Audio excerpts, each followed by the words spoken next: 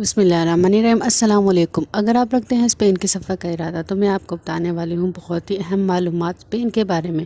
Spain جو ہے وہ یورپی یونین کا بہت بڑا ملک ہے اور اس کے بارے میں اہم معلومات فراہم کرنے کے لیے چلے آئے شروع کرتے ہیں آج کی ویڈیو۔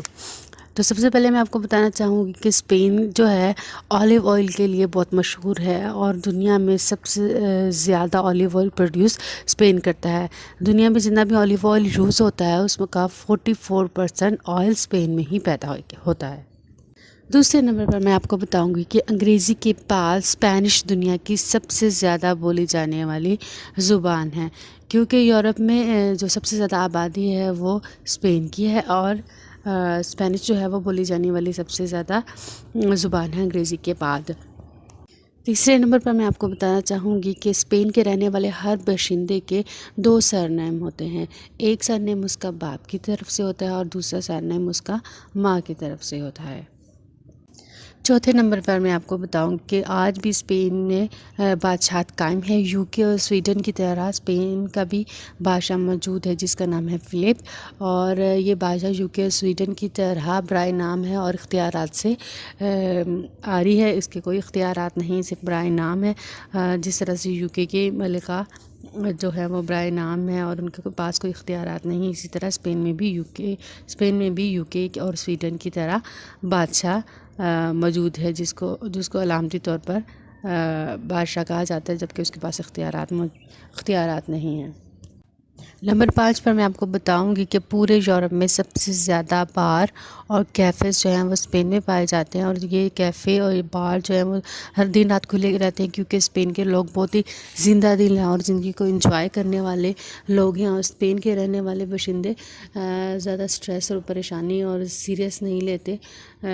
چیزوں کو، بلکہ وہ زندگی کو انجوائے کرنے اور زندگی کو لطف اندوز کرنے پر یقین رکھتے ہیں۔ تو لہٰذا پورے یورپ میں سب سے زیادہ بارز اور کیفے جو ہے وہ اسپین کے مشہور ہیں، اور اسپین میں سب سے زیادہ بارز اور کیفے پائے جاتے ہیں۔ نمبر 6 پر میں آپ کو بتانا چاہوں گی کہ اسپین ایسا ملک ہے جس نے بہت زیادہ طاقتور ہونے کے باوجود اس نے کسی بھی عالمی جنگ میں حصہ نہیں لیا اور کسی بھی ایسی ایکٹیویٹی میں شامل نہیں ہوا، بلکہ نیوٹرل رہ کر اپنا کام کرتا رہا اور کسی بھی عالمی جنگ میں کسی بھی گروپ کا فریق نہیں بنا اور سائڈ پہ رہا۔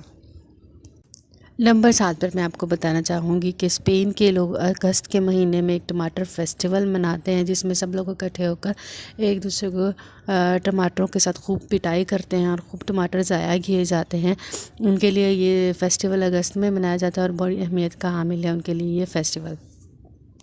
اور سب لوگ اس کو بہت انجوائے کرتے ہیں، خوب مزے لیتے ہیں اور یہ ان کے لیے ایک تہوار کی حیثیت رکھتا ہے۔ نمبر 8 پر میں آپ کو بتانا چاہوں گی کہ اسپین کا جو نیشنل اینتھم ہے اس کے کوئی الفاظ نہیں ہے، جسٹ میوزک ہے اور بنا الفاظ کے ہی ہے، اور جسٹ میوزک کے تھرو وہ اپنے جذبات کا اظہار کرتے ہیں اپنے نیشنل اینتھم میں۔ نمبر 9 پر میں آپ کو بتانا چاہوں گی کہ ایران کے بعد سب سے زیادہ زعفران پیدا کرنے والا ملک جو ہے وہ اسپین ہے، اور سب سے زیادہ کاشت جو ہے وہ زعفران کی وہ اسپین ہی کرتا ہے اور اس سے خوب پیسہ کماتا ہے۔ نمبر 10 پر میں آپ کو بتانا چاہوں گی کہ اسپین میں حکومتی طور پر 1 ملین ہیکٹر سے زائد کی جو زمین ہے وہ وائن کے لیے مختص کر دی گئی ہے، اور وہاں پر وائن بنانے کا کام کیا جاتا ہے، اور اسپین کی جو ریڈ وائن ہے وہ پوری دنیا میں مشہور ہے، پوری دنیا میں اس کی ایکسپورٹ کی جاتی ہے، پوری دنیا کو یہ بیچی جاتی ہے، اور جہاں بھی ریڈ وائن یوز کی جاتی ہے اس کو اسپین کے نام سے یاد کیا جاتا ہے۔ امید ہے آپ کو آج کی ویڈیو پسند آئے گی۔ اگلی ویڈیو تک کے لیے اللہ حافظ۔